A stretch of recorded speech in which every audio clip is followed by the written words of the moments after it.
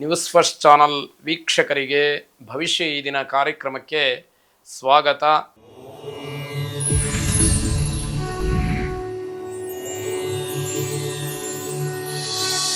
ಮೊದಲು ಮೇಷರಾಶಿ. ಮೇಷರಾಶಿಯವರಿಗೆ ನಿಂತು ಹೋಗಿದ್ದಂತಹ ಒಂದಷ್ಟು ಕೆಲಸಗಳು ಈ ದಿವಸ ಪುನರಾರಂಭವಾಗುತ್ತೆ. ಅಂದರೆ ಎಷ್ಟೋ ದಿವಸದ ಹಿಂದೆ ಒಂದಷ್ಟು ಕೆಲಸಗಳನ್ನು ಆರಂಭ ಮಾಡಿರ್ತೀರಿ, ಆ ಕೆಲಸ ನಿಂತು ಹೋಗಿರುತ್ತೆ, ಯಾವುದೋ ಕಾರಣ ಇರಬಹುದು. ಈ ದಿವಸ ಅದು ಪುನರಾರಂಭವಾಗುವುದಕ್ಕೆ ಮತ್ತೆ ಅವಕಾಶಗಳು ಇರತಕ್ಕಂಥದ್ದಾಗತ್ತೆ. ಸ್ನೇಹಿತರು ಸಹಾಯದಿಂದ ಹಿಂದೆ ಸರಿತಕ್ಕಂಥದ್ದು, ನೀವು ಅವರಿಂದ ಏನನ್ನೂ ಕೂಡ ನಿರೀಕ್ಷೆ ಮಾಡದೇ ಇರತಕ್ಕಂತಹ ಸಮಯ ಇದು. ಯಾಕೆ ಅಂತಂದರೆ ನಿಮಗೆ ಸಹಾಯ ಮಾಡೋದಕ್ಕೆ ಅವರು ಹಿಂದಲೇಟ್ ಹಾಕ್ತಾರೆ. ಅವರು ಯಾವುದೇ ಕಾರಣಕ್ಕೂ ಕೂಡ ನಿಮಗೆ ಸಹಾಯವನ್ನು ಮಾಡುವಂತಹ ಮನಸ್ಥಿತಿಯಲ್ಲಿ ಅವರು ಇರುವುದಿಲ್ಲ ಅಂತ ಅರ್ಥ. ಚಿತ್ರರಂಗದವರಿಗೆ ಉತ್ತಮವಾದಂತಹ ಕಾಲ.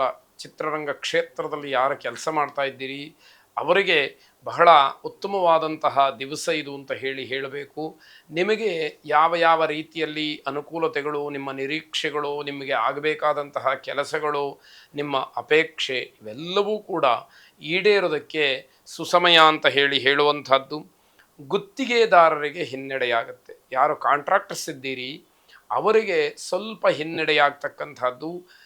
ಈ ದಿನದ ವ್ಯವಹಾರವನ್ನು ನಂಬಿಕೊಂಡು ನೀವು ಯಾವುದೋ ಅಪೇಕ್ಷೆಗಳನ್ನು, ನಿರೀಕ್ಷೆಗಳನ್ನು ಇಟ್ಟುಕೊಂಡಿದ್ದರೆ ಹುಸಿಯಾಗುತ್ತೆ.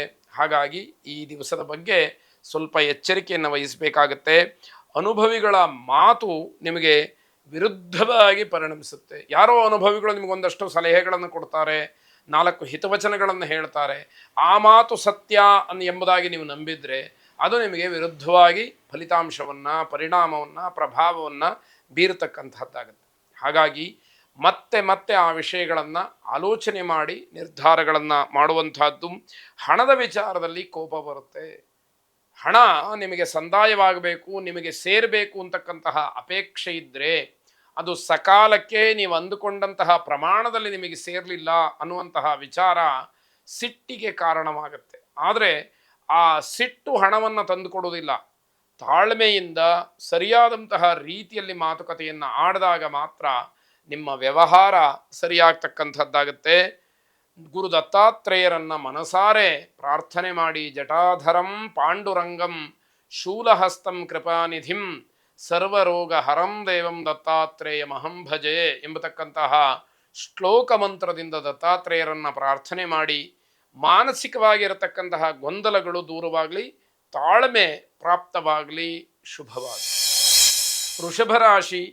ನಿಮ್ಮ ಸ್ವಭಾವ ಒಂದಷ್ಟು ಜನಕ್ಕೆ ಸ್ಫೂರ್ತಿಯಾಗತ್ತೆ. ಅವರು ಯಾವುದೇ ಕೆಲಸಗಳನ್ನು ಮಾಡಲಿಕ್ಕೆ ಹೊರಟರೂ ಕೂಡ ನಿಮ್ಮ ಹೆಸರನ್ನು ಹೇಳಿಕೊಂಡು ಅವರ ಕೆಲಸ ಮಾಡ್ತಾರೆ. ನೀವೇ ಅದಕ್ಕೆ ಸ್ಫೂರ್ತಿ ಎಂಬುದಾಗಿ ಮತ್ತೆ ಮತ್ತೆ ಉಚ್ಚಾರ ಮಾಡ್ತಕ್ಕಂಥದ್ದಾಗುತ್ತೆ. ವ್ಯವಹಾರದಲ್ಲಿ ದೊಡ್ಡ ಅಪಾಯ ಇರುತ್ತೆ. ನೀವು ಎಚ್ಚರಿಕೆಯನ್ನು ವಹಿಸಬೇಕು. ಯಾಕೆ ಅಂತಂದರೆ ವ್ಯವಹಾರಗಳು ಚೆನ್ನಾಗಿ ನಡೀತಾ ಇರಬೇಕಾದ್ರೆ ಯಾವುದನ್ನೂ ಕೂಡ ಗಮನಿಸದಲೇ ಮುಂದುವರಿತಕ್ಕಂಥದ್ದು ಮನುಷ್ಯನ ಸ್ವಭಾವ. ಆದರೆ ಏನೋ ಅಪಾಯ ಆಯಿತು, ಏನೋ ತೊಂದರೆ ಆಯಿತು ಅಂತಂದರೆ ಪ್ರತಿ ಹಂತದಲ್ಲೂ ಕೂಡ ಅದೆಲ್ಲವನ್ನೂ ಕೂಡ ಗಮನಿಸಿ ಮುಂದುವರಿತಕ್ಕಂಥದ್ದು. ಇದೂ ಕೂಡ ಮನುಷ್ಯನ ಸ್ವಭಾವವೇ. ಚೆನ್ನಾಗಿರುವಾಗಲೂ ಕೂಡ ನಾವು ನಮ್ಮ ಗಮನವನ್ನು ಬೇರೆ ಕಡೆ ಹೋಗದೇ ಇರುವ ಹಾಗೆ ಗಮನಿಸ್ಕೊಂಡ್ರೆ ಆಗತಕ್ಕಂತಹ ಅಪಾಯ ತಪ್ಪುವಂಥದ್ದಾಗತ್ತೆ. ಆರ್ಥಿಕವಾದಂತಹ ನಷ್ಟ ಏನಿದೆ ಅದು ಸ್ವಲ್ಪದರಲ್ಲಿ ತಪ್ಪಿ ಹೋಗತಕ್ಕಂಥದ್ದು. ಇದು ನಿಮಗಿರತಕ್ಕಂತಹ ಅದೃಷ್ಟ. ಆರ್ಥಿಕವಾಗಿ ನೀವು ದೊಡ್ಡ ನಷ್ಟವನ್ನು ಅನುಭವಿಸುವಂತಹ ದಿವಸ ಇದು. ಆದರೆ ಗ್ರಹಗತಿಯ ದೃಷ್ಟಿಯಿಂದ ಅದೇನೋ ಸಣ್ಣದರಲ್ಲಿ ಮುಗಿದು ಹೋಗತಕ್ಕಂಥದ್ದಾಗತ್ತೆ. ಆ ಎಚ್ಚರಿಕೆಯನ್ನು ಮತ್ತು ಜಾಣ್ಮೆಯನ್ನು ಇನ್ನೂ ಹೆಚ್ಚಾಗಿ ಪ್ರದರ್ಶಿಸಬೇಕಾದಂಥದ್ದು. ಉದ್ಯೋಗ ಮಾತ್ರ ನಷ್ಟವನ್ನುಂಟು ಮಾಡುತ್ತೆ. ಎಲ್ಲಿ ನೌಕರಿಯನ್ನು ಮಾಡ್ತಾ ಇದ್ದೀರಿ ಅಲ್ಲಿ ನಿಮಗೆ ಸ್ವಲ್ಪ ಮಟ್ಟಿನ ನಷ್ಟ ಆಗ್ತಕ್ಕಂಥದ್ದಿದೆ. ಹೊಸ ಕೆಲಸಕ್ಕೆ ಈ ದಿವಸ ಉತ್ತಮವಾದಂಥದ್ದಲ್ಲ. ಹಾಗಾಗಿ ಯಾವ ಯೋಜನೆಗಳು, ಹೊಸ ಕೆಲಸಗಳು, ಬೇರೆಯವರ ಜೊತೆ ಸೇರಿಕೊಂಡು ಮಾಡ್ತಕ್ಕಂತಹ ಕೆಲಸಗಳು ಇದು ಯಾವುದೂ ಕೂಡ ಈ ದಿವಸ ನಿಮಗೆ ಶುಭವಲ್ಲ ಎಂಬುದಾಗಿ ಸ್ಪಷ್ಟಪಡಿಸಬೇಕಾದಂಥದ್ದು. ಧಾರ್ಮಿಕ ಚಟುವಟಿಕೆ ನಿಮಗೆ ಆತ್ಮಸ್ಥೈರ್ಯವನ್ನು ತಂದುಕೊಡುತ್ತೆ.